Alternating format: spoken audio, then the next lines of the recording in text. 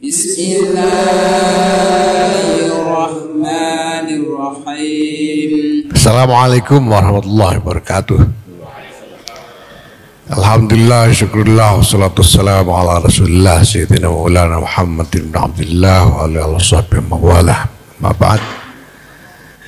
Bapak-Ibu sekalian yang saya hormati, kalau kita melihat realitas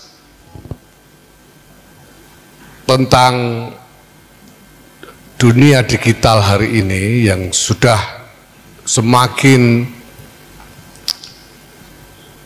kuat pengaruhnya di dalam masyarakat dan mengarah kepada dominasi dari peri hidup masyarakat kita terhadap peri hidup masyarakat kita, maka kita melihat ada beberapa hal saya kira yang relevan dengan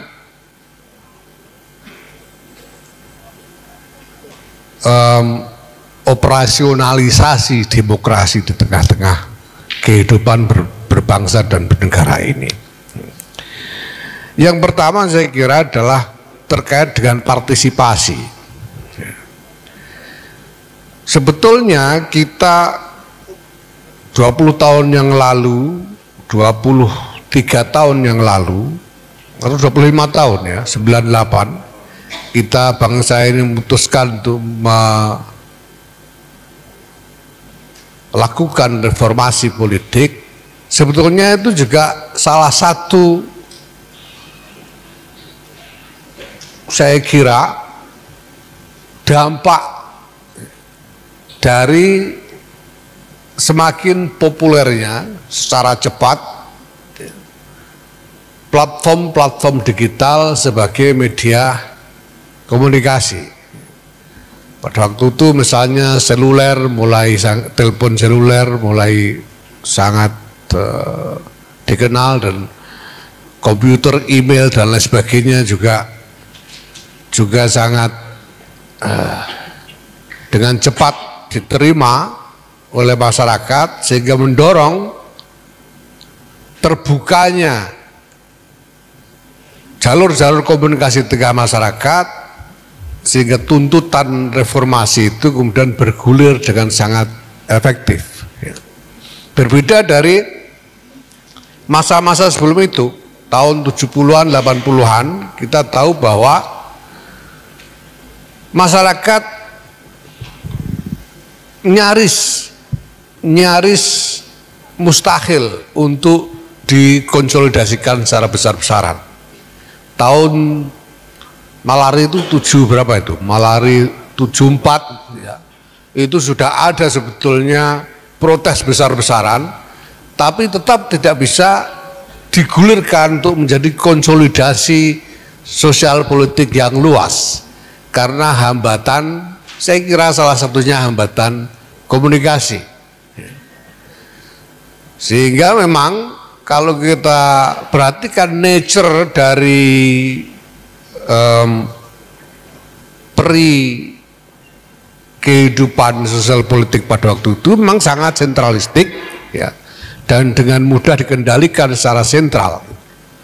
Di kawasan ini, di Indonesia ini ya, keputusan-keputusan politik cukup dibicarakan beberapa orang saja. Bahkan mungkin di kawasan ini, di kawasan Asia Tenggara ini mungkin cukup dibicarakan antara Jenderal Soeharto dengan Lee Kuan Yew misalnya. Cukup mereka berdua saja yang bicara untuk membuat agenda di kawasan ini. Yang lain-lain nantinya dengan sendirinya akan ikut dari hasil keputusan yang dibuat oleh beberapa orang itu ya. Ini saya jadi ingat salah satu humor yang diciptakan oleh Gus Dur. Jadi Pak Harto dan Lee Kuan Yew itu sama-sama hobi mancing, dan mereka karena sering komunikasi untuk membuat keputusan-keputusan bagi kawasan ini, mereka jadi sama-sama tahu bahwa sama-sama hobi mancing, Tapi kemudian Lee Kuan Yew ini iri sekali dengan Pak Harto karena Pak Harto itu setiap mancing pasti dapat. Pokoknya begitu lempar pancing pasti dapat. Lempar pancing dapat, tidak pernah nggak dapat. Sedangkan Lee Kuan Yew itu hobi mancing, tapi tidak pernah dapat. Lempar pancing seharian, tidak pernah pancingnya ini dimakan ikan. Maka dia ngeluh sama Pak Harto, sampean ini apa rahasia ilmunya kok mancing pasti dapat? Saya itu kok tidak pernah dapat mancing. Selama ini bolak-balik ke laut mancing tidak pernah dapat. Kata Pak Harto,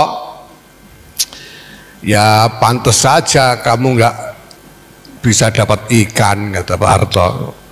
Wong semua mulut kamu tutup, katanya bilang. Bagaimana ikannya mau makan kailnya kalau mulutnya ditutup, kata Pak Harto. Lah kok sampean kok kalau ini selalu dapat bagaimana? Ya namanya orang beruntung itu nggak bisa disaingi, kata Pak Harto. Nggak bisa diiri, kata Pak Harto begitu. Lee Kuan Yew ini penasaran sampai kemudian menugaskan dinas intelijen Singapura untuk menyelidiki itu.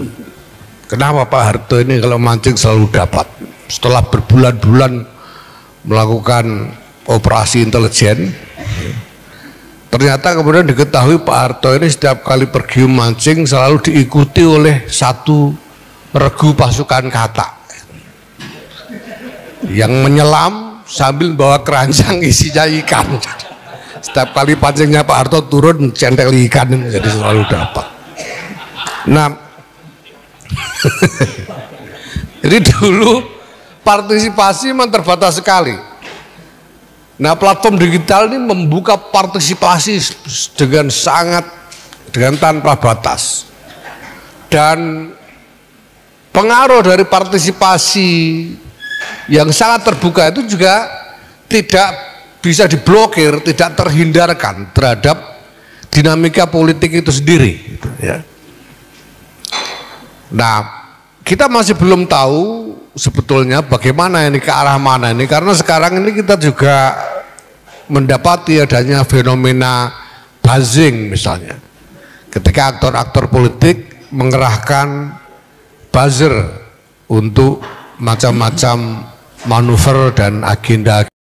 Semua orang berpartisipasi, tidak cuma orang-orang yang dianggap kompeten tentang satu topik misalnya, tapi siapa saja bisa ikut berpartisipasi di dalam topik apapun. Sehingga ketika muncul perdebatan terkait topik agama misalnya, tidak ada bedanya antara ketua umum PBNU begini ini dengan yang ngajinya cuma di musola visibol, itu tidak ada bedanya sudah. Kalau sudah di platform digital itu sama-sama partisipasi semua gitu. Politisi yang jadi pemegang wewenang pemerintahan dengan orang-orang di jalanan tidak ada bedanya partisipasinya. Ini partisipasi, dan ini nanti akan sangat merubah dinamika politik itu sendiri, ya. Sekarang kita bisa melihat ada satu arena studi yang semakin dianggap penting juga. Kalau kemarin-kemarin itu kan primadonanya itu, kalau urusan politik ini primadonanya statistik, namanya diukur dengan statistik. Tapi untuk bisa melihat secara lebih dalam terhadap dinamika yang terjadi, saya kira sekarang ini sudah mulai makin populer juga apa yang disebut sebagai social networks analysis itu. Bagaimana satu lingkaran jaringan-jaringan sosial ini bisa berpengaruh terhadap pilihan-pilihan, termasuk pilihan-pilihan politik. Ini yang kedua, Nah yang ketiga saya kira yang penting adalah terkait dengan era digital ini adalah kemustahilan ideologi. Jadi ideologi itu menjadi semakin mustahil di tengah-tengah konteks realitas digital ini. Kenapa? Karena dunia itu pertama menjadi tanpa batas sehingga masyarakat global ini mengarah kepada perwujudan satu peradaban tunggal yang saling bercampur aduk dari semua elemen yang ada. Jadi a single interfused global civilization. Jadi satu peradaban global yang tunggal dan saling bercampur. Sehingga ukurannya besar sekali. Nah ideologi itu, nature dari ideologi itu adalah mengasumsikan, selalu membawa asumsi untuk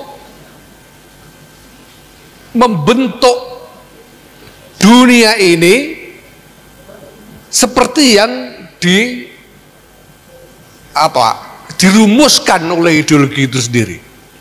Jadi ideologi itu punya eskatologi, dan eskatologi itu pengandaian tentang dunia yang tidak diciptakan melalui ideologi itu sendiri.